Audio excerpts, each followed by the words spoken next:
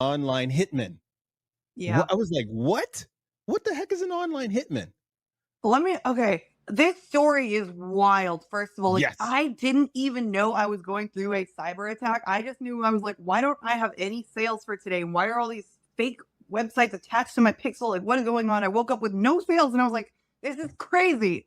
And then we spent 2 days probably like texting everyone, calling everyone. And now we have Chat GPT. I probably could have asked Chat GPT if it came out sooner, but Mhm. Google didn't know what I was talking about. And like the layers of the nonsense was so weird. And all of my friends were like trying to unpeel it. And eventually I was like, dude, I don't understand. So I went on TikTok and I posted about it. And I was like, guys, I don't know what's wrong. Somebody help me.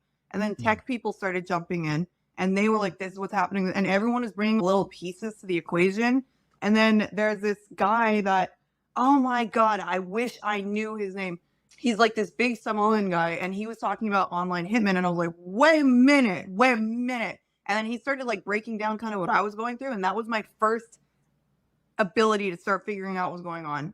And But like when honestly, TikTok solved the problem for me. But then TikTok solved the business problem for you. oh, they did. But then I figuring out how to solve it after figuring out what it was a whole nother problem, which I did not recover from. So How did you feel as you were going through that? I can only imagine putting myself in your shoes, being a small business owner myself.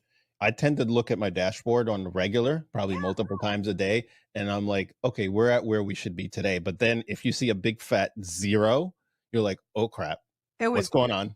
traumatizing. First of all, I went through so many different emotions because I failed a lot of businesses to get to the point of having one that made it as big as that did. So Brillies was my first business that I actually hit 6 figures a month. That was the first time I did that. Everything else was learning, everything else was getting there and trying to figure out how to do it. And I thought it was going to be like my forever business. I was like, oh my God, this is it.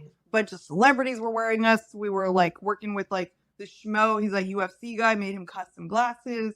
It was popping. It was popping. And I was like, here we go. And then waking up to that, at first I was like, I don't know. I was devastated, but I also didn't know enough to be as devastated as I could have been because I didn't know how bad it was gonna get.